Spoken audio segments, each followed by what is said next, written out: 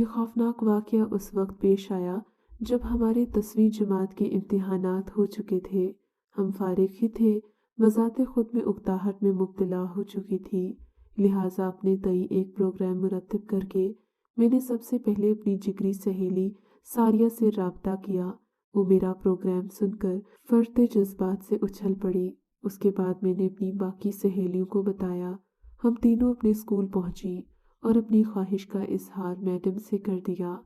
बाकी टीचर्स गुमगो की कैफियत में मुब्तला हो गई, मगर मिस रूहाना और मिस कायनात ने फिलफौर मेरी ख्वाहिश को तस्लीम कर लिया।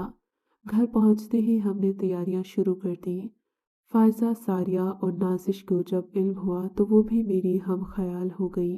15 अप्रैल को अब्बू की इजाज़त से हम लोग अपने एडवेंचर पर रवाना हो गए। यह सुबह 8 बजे का वक्त था। हम तादाद में 9 लड़कियां थीं। हालांकि मिस रूहाना भी लड़की ही थी, मगर उनका शुमार टीचर्स में होता है। तकरीबन 8 घंटे के तवील सफ़र के बाद हम लोग अपनी मंजिल पर पहुंच गए थे। खाने पीने के बाद हमने खूब इंजॉय करने का सोचा। ये एक सहराई इलाका था, गर्मी अपने उरूज पर थी और फिर दिन भर के घूमने फिरने ने हमें थका दिया था। रात को हम लोग लेटते ही फौरन सो गए। फिर न जाने कौन से वक्त मेरी आंख खुली। सहरा का बेतहाशा अंधेरा देखकर मेरी तो सिटी गुम हो गई। बेतहाशा चीखते हुए मैंने अपनी दोस्तों को आवाज़ें दी। थोड़ी सी देर में सभी सहेलियां बेदार हो गई। मैंने उन्हें बताया कि मैं इतना ज़्यादा अंधेरा देखकर खौफज़दा हो गई हूँ, क्योंकि शहर में रात का मंजर मुख्तलिफ होता है।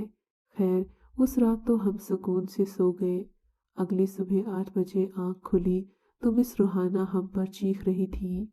बोली, हमें यहाँ से जल्दी निकलना है। हम तेज़ी से सामान समेटने लगी, जबकि मेरी बाकी 2 सहेलियां वॉशरूम में हाथ धोने के लिए बढ़ीं। अभी हमने सामान को एक तरफ रखा ही था कि अचानक सारिया और फायजा की चीखों ने हम सब समेत मिस कायनात को भी थरथरा कर रख दिया। फिर इससे पहले कि मिस कायनात बाथरूम की तरफ लपकती, सारिया और फायजा मलेरिया की मरीज की तरह थर-थर कांपती बाथरूम से बाहर आई।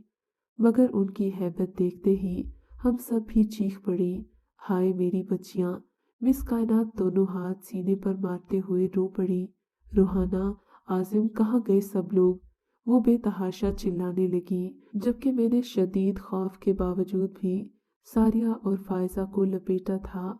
उनके चेहरे और हाथ खून से लथपथ थे। उन पर खौफ सा तारी था। मेरी बहन वो वाहिद लड़की थी जो ना ही खौफजदा नजर आई थी और ना ही हरासा। वो यकीनन कुछ न कुछ पढ़ने में मसरूफ थी, जबकि मेरी बाकी 2 सहेलियां बिल्कुल सकते में मुब्तला थीं। क्या हुआ सारिया, कुछ तो बताओ, कहाँ चोट लगी? मैंने अपने हौसले पर काबू पाते हुए कहा। जवाब में सारिया और फायजा सिर्फ खामोश ही रही। उनके हलक से गूंगा ही निकलती रही। मैंने दोनों को छोड़ दिया और फिर पानी गिरने की आवाज़ पर बाथरूम की जानिब बढ़ गई। मिस कायनात बड़ी तेज़ी से अपनी हालत पर काबू पा गई थी, जबकि दोनों सहेलियों को बाहों में समेटकर बाकी लड़कियों के सामने दीवार बनकर खड़ी हो गई। कता नज़र उनके मैं बाथरूम में दाखिल हो गई। दोनों नलके खुले हुए थे और पानी बेतहाशा बह रहा था। मैंने बड़ी तेज़ी से दोनों नलके बंद किए, पूरे बाथरूम पर गहरी नज़र डाली। ना तो कहीं खून का एक कतरा दिखाई दिया, ना ही कोई गैरमामूली बात महसूस हुई।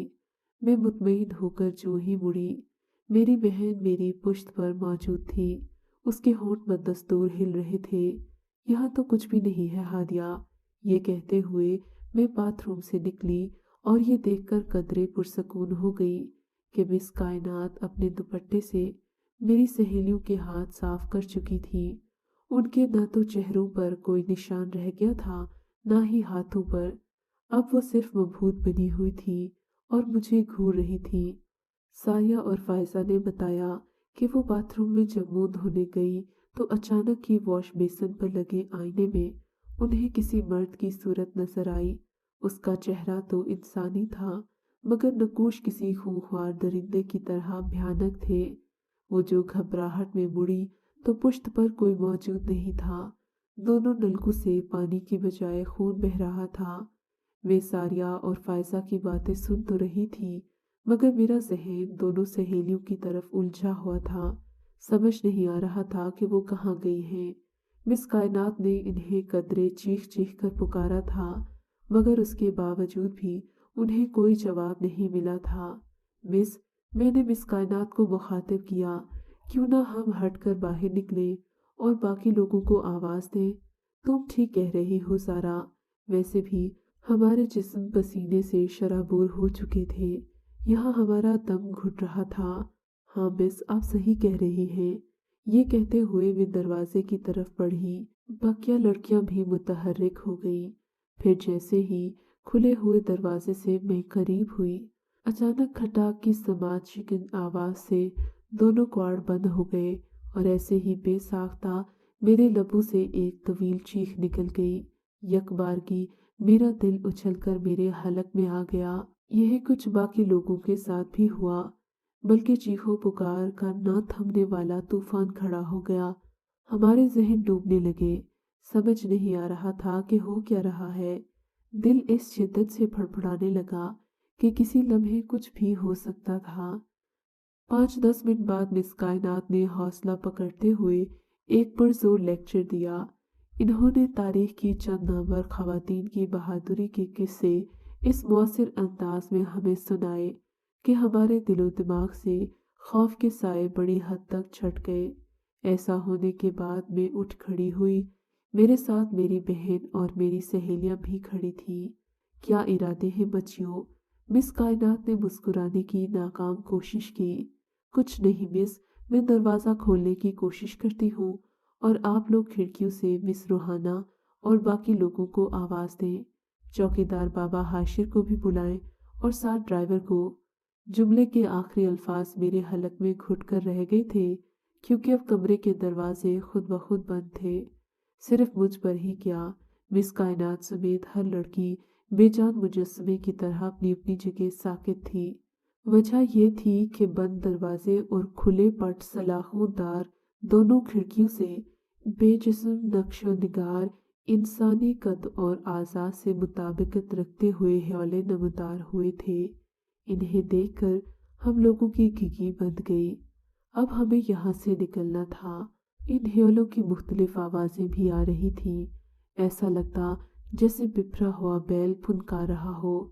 वो बाथरूम में दाखिल होता, फिर गैस भरे गुब्बारे की तरह या सैकड़ों फुट की बुलंदी से पैराशूट पहने जहाज से जमीन की तरफ छलांग लगाने वाले फौजी की तरह डोलता हुआ छत से चिपक जाता। एक के बाद एक करके 8 इंसानी ह्योले छत से चिपक गए। यूं लगा जैसे किसी मुसव्विर ने सुरमई रंग से इंसानी जिसामत के ह्योले प्रिंट कर दिए हों। इसी तरह एक एक करके खिड़की से ह्योले नमूदार हुए और दीवारों से चिपक गए। अब वो कोई हरकत नहीं कर रहे थे, मगर 16 के 16 ह्योलों के नकूश से खून की बदबू हम तक आ रही थी। यूं लगता था जैसे ये खूंखार भेड़िए हैं, इन्होंने हमें घेर लिया है। कोई दम गुजरता है कि ये हम पर टूट पड़ेंगे और हमारी तिक्का बोटी कर देंगे। मुझ समेत कोई लड़की कुछ सोच रही थी, जैसे हमारी सोच, हमारे जहन और हमारे अमल इन लोगों ने अपने कब्जे में ले लिए हों। हम कोई हरकत नहीं कर पा रहे थे। न जाने कितनी देर गुजर गई। अचानक एक इंसानी साया अपनी बाहें फैलाए मेरी तरफ बढ़ता रहा और बढ़ता ही रहा। फिर जैसे ही मुझे दबोचना चाहा, बस अचानक ही जमीन और समा को लरजा देने वाली एक आवाज आई। यूं लगा जैसे सावन की घंघोर घटाएं गरज पड़ी हों। छपाक से दरवाजा खुल गया। मुझे दबोचने वाला साया हरफे गलत की तरह मिट गया। दरवाजे के दोनों क्वाड़ खुल चुके थे। बस दरवाजे में हटकर चौकीदार हाशिर खड़ा हुआ था। इसके बावजूद भी वो ह्योले जैसे पूरे कमरे में चक्कर काट रहे थे। मिस कायनात और सारी लड़कियां सहरजदा अंदाज में हाशिर चचा को देख रही थी। वो हाशिर जो दिन में शफीक और बेपनाह मोहब्बत करने वाले बाप की तरह हमें मिला था, मगर उस वक्त वो शौला ज्वाला बना हुआ था।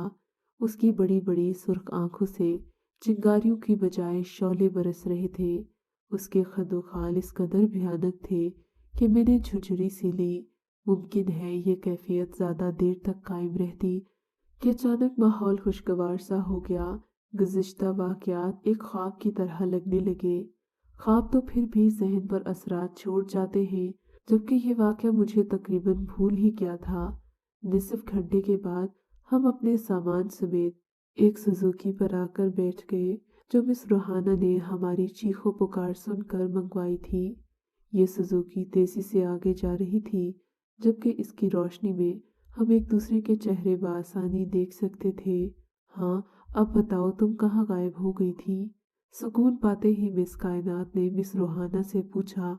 उनके लहजे में तुर्शी थी, क्योंकि मिस रूहाना को हम आवाजें दे देकर थक गए थे, मगर उस कमरे में वो हमारी मदद को मौजूद नहीं थी।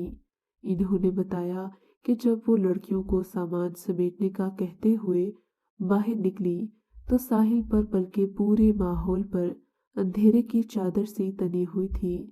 सफेद झाग उड़ाती लहरें और उनके शोर में कोई आवाज सुनाई नहीं दी। इधर बाहर दिन होने के बावजूद भी इस कदर अंधेरा था कि ये लोग दहशतजदा हो गए और हमें आवाजें देने लगे, मगर हम लोगों ने इस बात का कोई जवाब नहीं दिया। इस बात ने हम सभी को बहुत ज्यादा खौफजदा किया। अलग अलग वक्त पर हम सभी को खौफजदा ह्यालों का सामना करना पड़ा था। मिस रूहाना ने भी बताया कि उनके साथ भी ऐसे ही वाकयात पेश आए। हालांकि वो वहां से निकलना चाहती थी और हमसे बात भी करना चाहती थी, मगर उन्हें ऐसा लगा कि कोई उन्हें रोक रहा है।